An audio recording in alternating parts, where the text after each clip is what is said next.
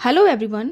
आज की ये हमारी सेकेंड क्लास है इंग्लिश वोकैब की, जो हमने स्टार्ट की है ऑल कम्पिटिटिव एग्ज़ाम को ध्यान में रखकर।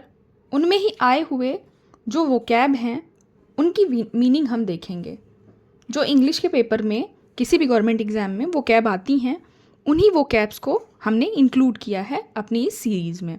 तो हमारी सीरीज़ का आज का ये सेकेंड वीडियो का फर्स्ट वर्ड इज़ एम्बुलेंट। एम्बुलेंट मीन्स चलने फिरने की अवस्था में। एम्बुलेंट चलने फिरने की अवस्था में स्पेशली वर्ड यूज़ होता है जब बीमार होता है कोई, मतलब बीमारी में वो क्या है, एम्बुलेंट। एम्बुलेंट मीन चल फिर सक रहा है, अभी वो पूरे तरीके से मतलब बेड पे नहीं है, बिस्तर पे नहीं है कि वो कुछ कर नहीं सकता अपना काम। वो क्या कर सकता है, बीमार है बट चलने फिरने की अवस्था में है, तब हम क्या यूज़ करते हैं, ambulant. Next is repudiate. Repudiate means होता है खंडन करना। खंडन करना मीन्स मना करना किसी चीज़ के लिए। सो रिप्यूडिएट मतलब किसी चीज़ का खंडन करना, मना करना। Next is indelible.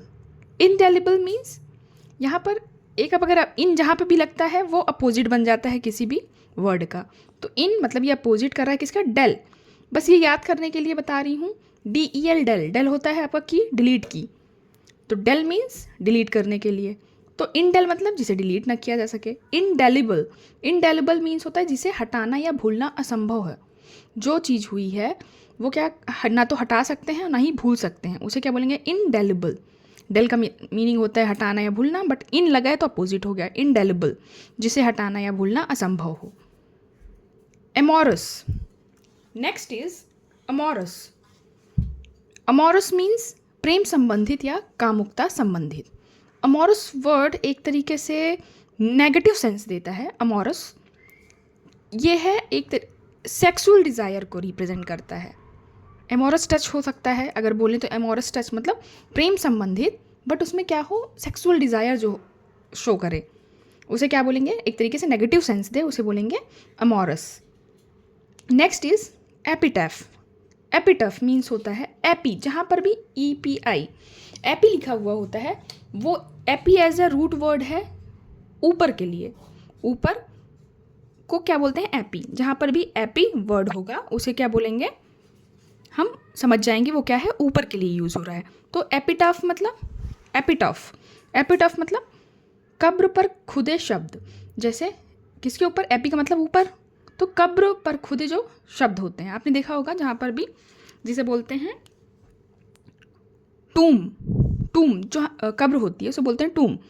उसके ऊपर ईयर लिखा होता है या फिर नेम लिखा हुआ होता है, तो उस पर जो लिखा हुआ था यानी खुदे शब्द होते हैं, उसके ऊपर जो लिखे हुए होते हैं कब्र के ऊपर, उसे क्या बोलते हैं, एपिटोफ। एपजी। एपजी मतलब टॉप, पराकाष्ठा या फिर चरम, मतलब किसी भी चीज़ का टॉप, उसे क्या बोलेंगे, एपजी, पराकाष्ठा या फिर चरम। एम्बल। एम्बल मीन्स टहलना, मतलब धीरे धीरे चलना, आराम से चलना, उसे क्या बोलते हैं, एम्बल।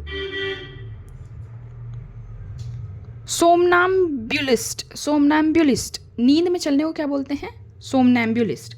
यहाँ याद रखना है SOMNA, सोमना।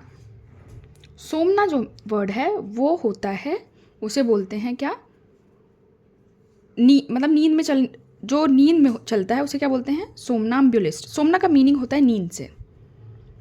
सोमना अगर वर्ड है उसका मतलब है किसकी बात हो रही है, नींद की, स्लीपिंग की बात हो रही है। तो सोमनैम्बुलिस्ट का मतलब है नींद में चलने को बोलते हैं सोमनैम्बुलिस्ट। और इनसोम्निया, अभी बताया, सोमना जो मीनिंग है वो क्या है, सोमना, तो यहाँ पे सोमनिया है, तो यहाँ पर सोमना था, यहाँ सोमनिया, तो सोमना नींद से ही रिलेटेड है। तो सोमनैम्बुलिस्ट मतलब होता है नींद में चलने वाला। इनसोम्निया मतलब होता है जिसे नींद नहीं आती, यानी अनिद्रा रोग। तो सोमनैम्बुलिस्ट नींद में चलने वाला, इनसोम्निया अनिद्रा रोग।